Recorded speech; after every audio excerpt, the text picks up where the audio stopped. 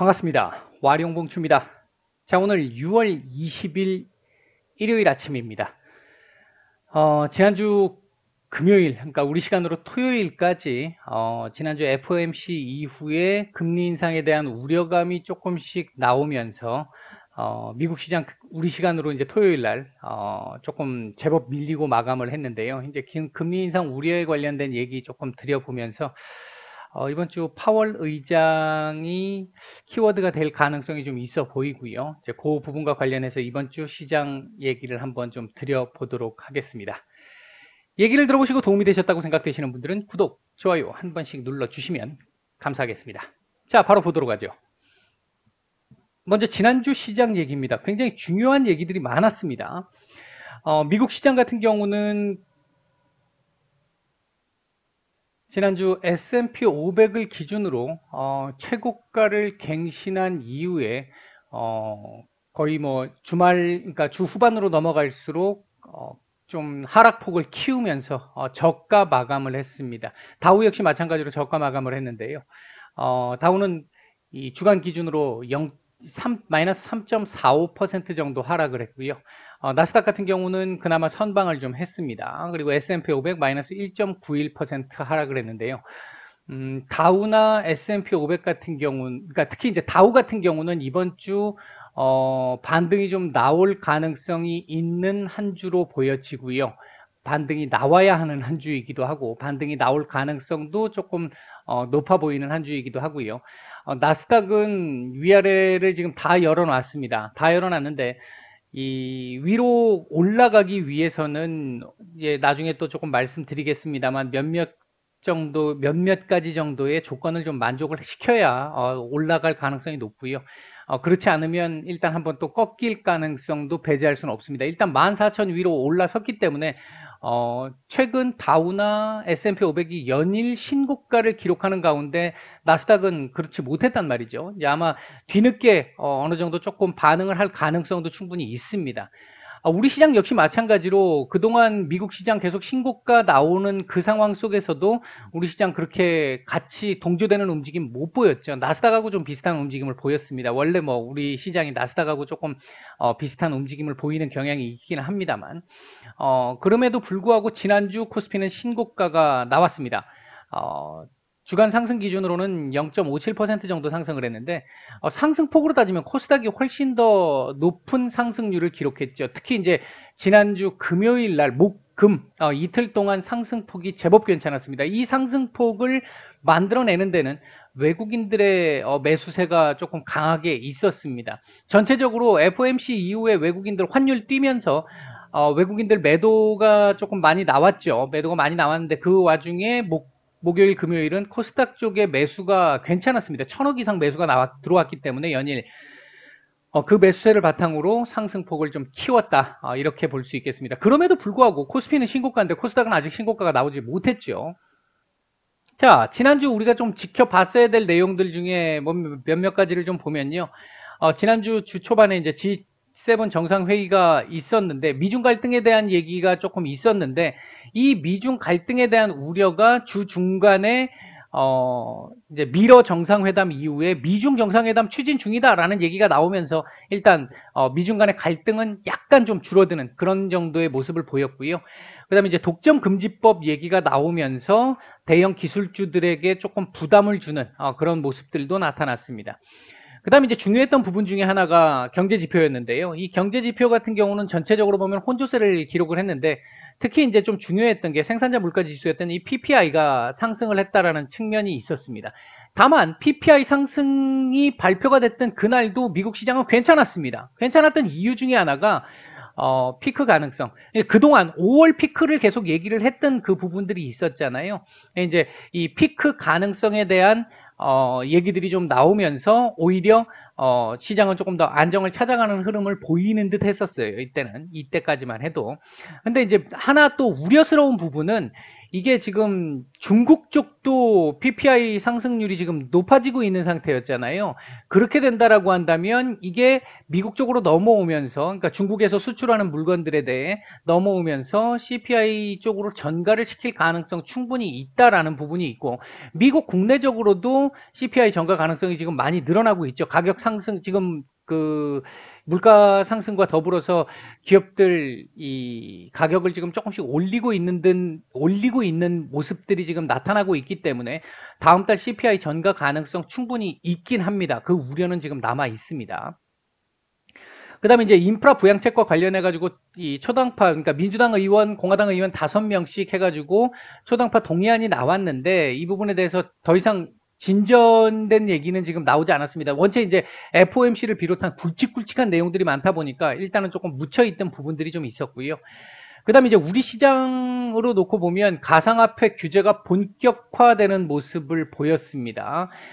가상화폐 관련해가지고는 제가 가급적 언급을 안 드리고 있습니다. 저는 가상화폐를 매매를 하지 않기 때문에, 뭐, 그렇게 긍정적으로 보는 쪽이 아니기 때문에 제 개인적으로는 그래서 가상화폐 쪽을 말씀을 안 드리고 있는데 제가 한두 차례 정도는 그런 말씀은 드린 적이 있었죠. 그러니까 중국을 지금 시작으로 해서 미국 그리고 우리나라까지도 지금 현재 디지털 화폐에 대한 얘기들이 본격화되고 있는 상황에서 아무래도 정부의 규제가 별로 없는, 세금은 뭐 내년부터 뭐 매기겠다고 하기는 했습니다만, 일단 정부 쪽에서 강력한, 특히 이제 미국 같은 경우 생각해 보면 기축통화인 달러가 있는데 또 다른 얘를 허용하게 되면 또 다른 기축통화, 그러니까 미국의 달러화의 기축통화에 대한 어떤 이 위협감을 만들어낼 수 있는 여지가 충분히 생기죠. 미국 입장에서도 인정하기가 쉽지 않을 수 있다라는 얘기입니다. 이미 비트코인이라든지 뭐 이런 아주 크게 지금 돈이 들어와 있는 지금 이런 쪽을 지금 최근에 우리 시장에서 막 계속해서 상장 폐지시키든 이런 흐름을 만들기는 좀 현실적으로 어려울 거라고 보고는 있습니다만 아무래도 지금 구간은 이 소나기를 조금 피해야 되는 구간 정도로 볼 수 있는, 지금 이 부분은 은성수 금융위원장 같은 경우도 작년에도 그런 얘기를 말씀을 하셨었고 올 초에도 말씀을 하셨었고 9월부터 본격화하겠다라는 얘기가 있었잖아요. 그 조건 만족 못 시키면 상폐시킨다라는 얘기까지 있었어요. 간접적인 얘기지만 이제 그 부분 한번 생각을 해보실 필요가 있을 것 같고요.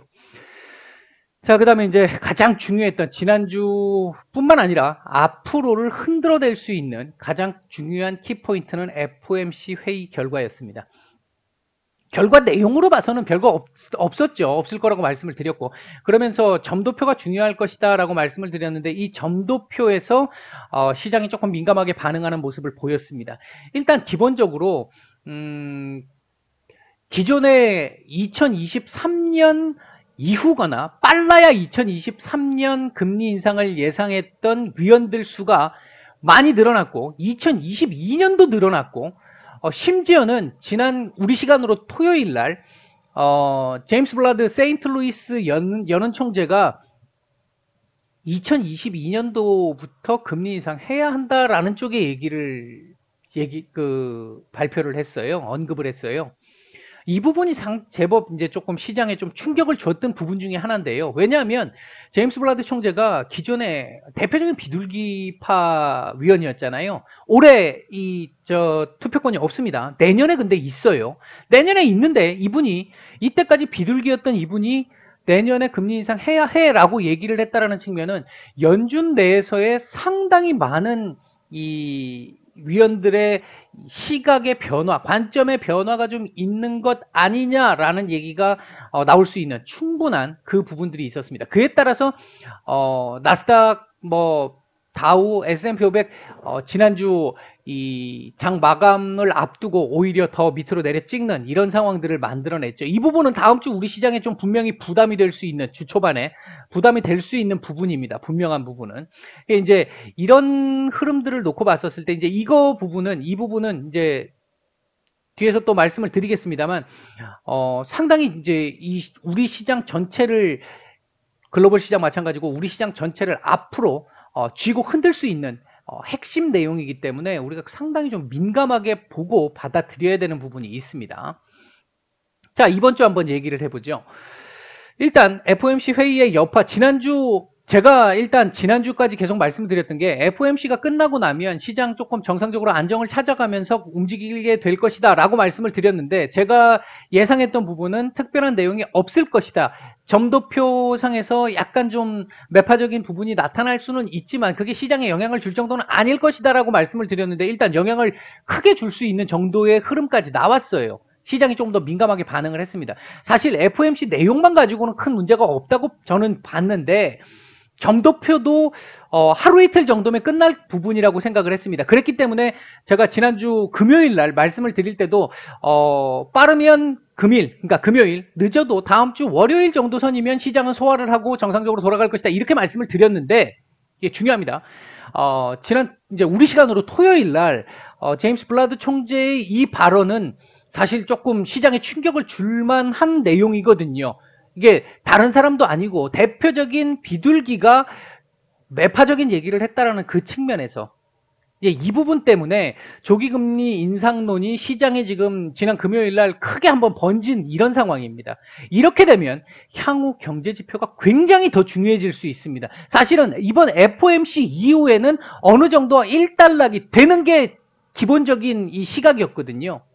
근데 이렇게 지금 FOMC 결과에서 나온 얘기들은 큰 얘기가 없었는데, 그리고 테이퍼링에 관련돼 가지고도 지금 그 파월 의장이 했던 그 발언이라든지 이런 부분들을 놓고 보게 되면 제가 볼 때는 9월 정도, 8월 잭슨홀도 아닐 것 같아요. 9월 FOMC 정도에서 테이퍼링에 대한 얘기가 나올 것 같고, 빠르면 12월이나 내년 1분기 정도에 테이퍼링이 시작될 걸로 봤어요. 근데 어제 이 발언 하나가 일단은 좀 지금 이 시각에 또 변화를 주게 될 가능성이 생겼다라는 측면 때문에 주식시장에서의 불확실성, 가장 싫어하는 부분이잖아요. 악재보다도 더 싫어하는 게 불확실성이잖아요.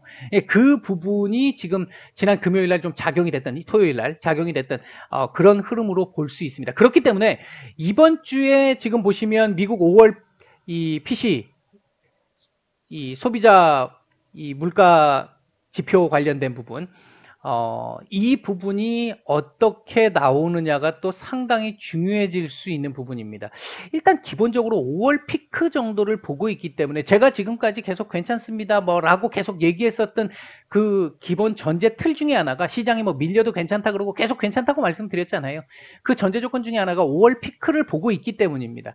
5월 지표까지는 지표들이 경제 지표들이 전반적으로 그러니까 저희 인플레이션이 많이 올라가는, 인플레이션 압력을 계속 주는 그런 지표들이 많이 나올 걸로 보고 있는데, 지난주 PPI 나온 것처럼 5월 피크 가능성을 보고 6월로 넘어가면서부터 둔화되기 시작한다면, 이 전제가 깔려 있었기 때문에 지난주도 이 PPI가 좋았음에도 불구하고 시장 괜찮았다라는 거잖아요.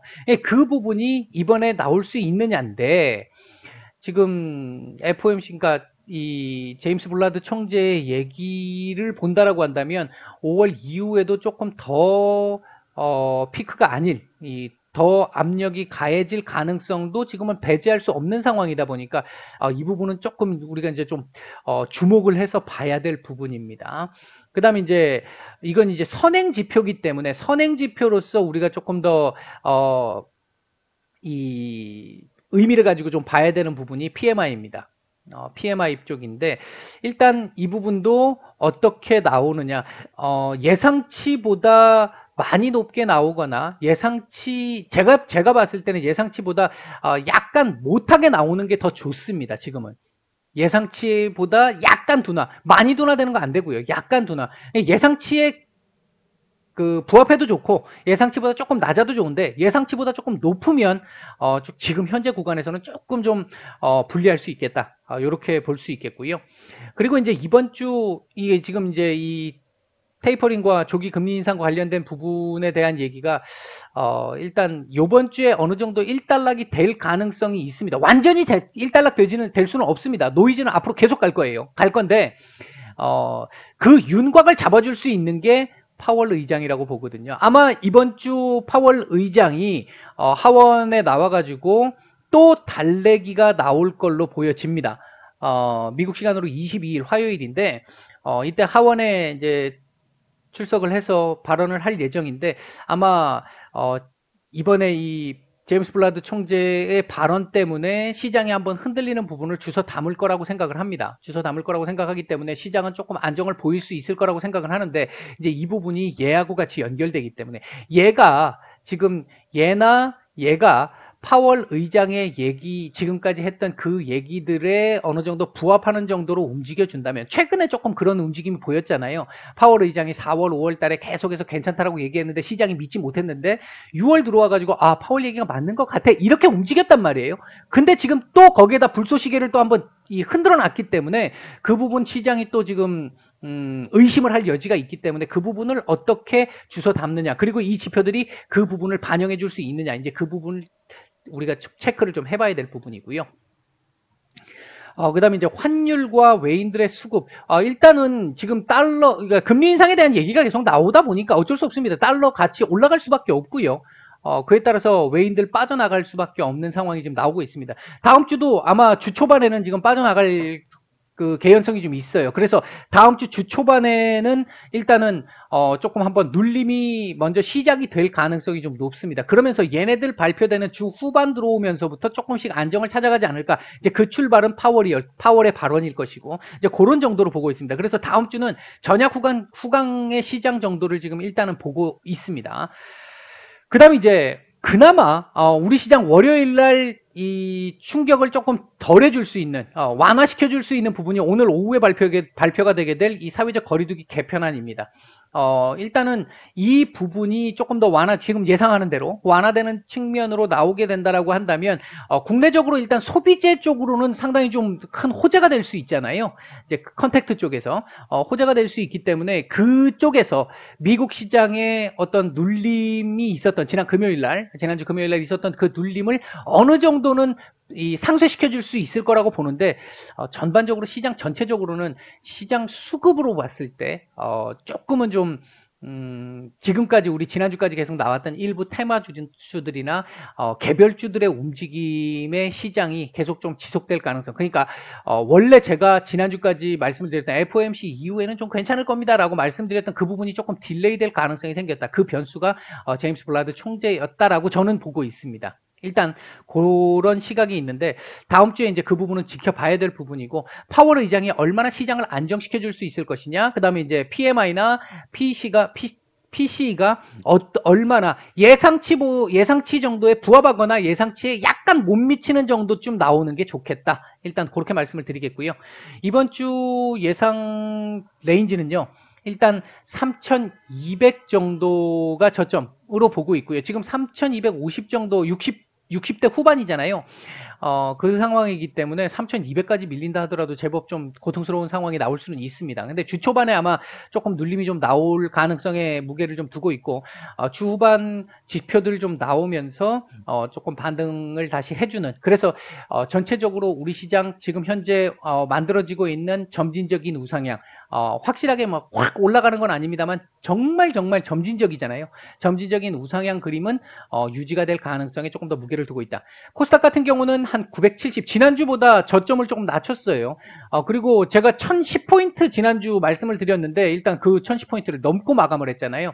이번 주 직전 고점, 역대 최고점 돌파 근처 시도 가능성도 일단 있어 보입니다. 주 후반 정도에는. 이번 주 핵심 키워드는 파월 의장과 PCE, 물론 PMI도 있습니다. 이제 그런 정도를 핵심 키워드로 보고 있고, 이제 지금 시장의 어떤 노이즈, 흔들림, 불안함, 이 부분을 파월이 얼마나 잠재워 줄 수 있느냐, 그리고 파월이 그 부분을 잠재워 줬을 때, 또는 시장이 진짜 그런 거 맞아? 라고 의심을 하고 있을 때 얘네들 지표가 그 부분을 뒷받침해 줄 수 있느냐, 이제 요게 요번 주 가장 큰 키워드가 될 것이다 라고 보고 있고요. 관심 섹터는 컨택트 섹터들, 그러니까 소비주입니다. 소비주들. 그리고 이게 우리 이제 사회적 거리두기가 완화된다면 확실히 이제 조금 많이 또 소비를 하러 다니게 될 거니까. 그다음에 이제 금융 섹터들, 금리 인상 관련된 부분이 있으니까. 그리고 이제 이번 주 본격화되지는 않겠습니다만 점진적으로 실적주 장세로 넘어갈 수 있겠는데요. 삼성전자 지금 11조 이상, 영업이익이 11조 이상 얘기 나오고 있잖아요. 그렇게 본다라고 한다면 실적 좋은 섹터나 종목들 조금 지금 미리 조금 선점을 할 필요가 있지 않을까. 일단 그런 정도까지 정리를 해서 말씀을 드리도록 하겠습니다. 오늘 일단 말씀은 여기서 마감하겠습니다. 주말 잘 보내십시오. 마치겠습니다.